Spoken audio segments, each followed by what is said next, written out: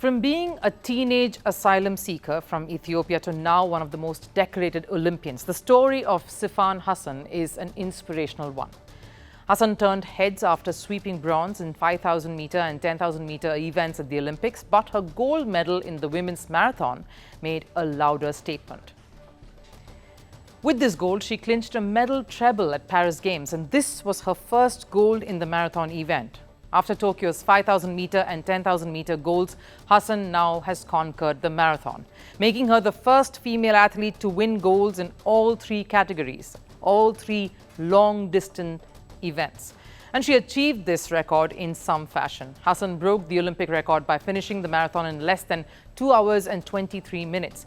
And as they say, nothing comes easy in life. Hassan had to fight it out till the end. The Dutch athlete had taken a crazy gamble, a crazy ploy. She competed in the 10,000 meter and the marathon, which were just 2 days apart. Now, you don't need to be an athlete to know that it's a hard act to follow through on. The long distance races are never easy and you need time to revive your body and your energy. 2 days are not enough, especially for a marathon like this, because many experts describe the Paris Marathon as a difficult one, more arduous than New York and Boston, considered the toughest in the world, the benchmark for marathon events. And just to paint you a picture of how difficult the marathon really was, the fact that Eliud Kipchoge couldn't claim it is enough proof. The great Kipchoge, who has 4 Olympic medals, which includes 2 golds in marathon, couldn't finish the men's marathon, a first in his storied career. Kipchoge even called the marathon as his worst ever. That was how difficult the Paris Marathon was. Hassan took a gamble on this turf and pulled off a miracle win.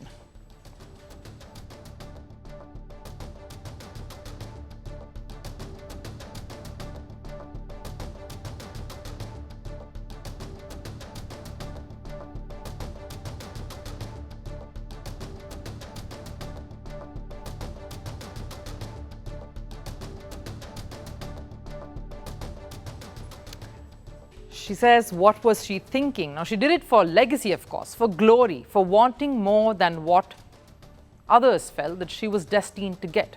And it wasn't just the heat in Paris or the fatigue of racing in 3 different long-distance events that really tested Hassan.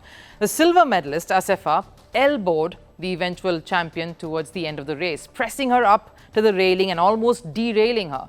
But if so many factors couldn't stop Hassan, couldn't elbow jab from a rival do much. It acted as a spark for a flame that burned bright. Assefa finished 3 seconds behind Hassan, and while these factors are enough to create a buzz around the Olympian, Hassan's victory transcended beyond the tracks, not because of the color of the medal that she'd won or the records she broke or even the fighting spirit she displayed, but because of the acts that followed right after finishing it all. Despite France banning its own athletes from wearing the hijab during the Games, Hassan proudly stepped onto the podium to collect her gold medal wearing the religious garment. Proud and resolute in her identity, the identity that has in a way inspired her to be the champion that we see today. Fans all across praised Hassan for this act. Many also interpreted it as a protest against France.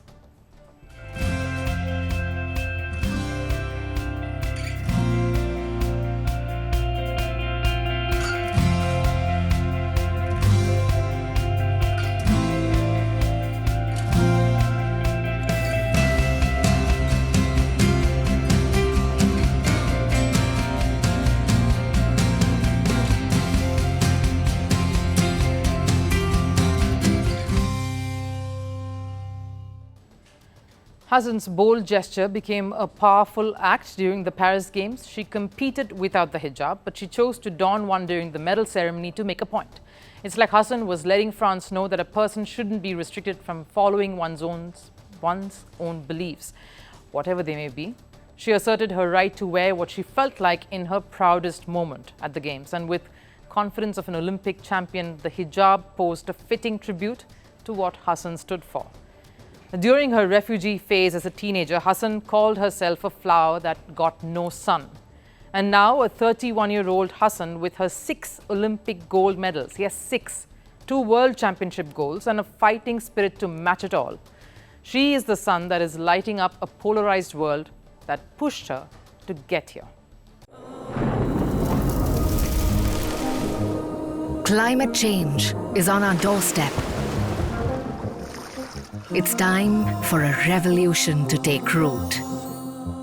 And it starts with 1.4 billion Indians. It starts with one tree. One tree for humanity. One tree for Mother Earth. One tree for our future. Project One Tree, a News 18 network initiative.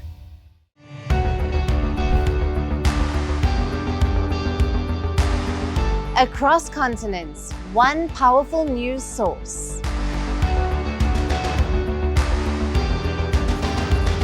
Bringing you diverse perspectives on the issues that matter.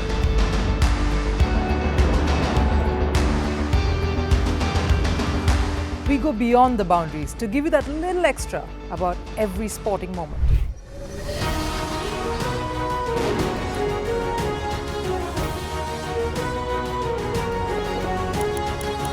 So thank you for making First Post 5 million strong. We're counting on your support, and you can trust us to bring you the news unfiltered and unvarnished.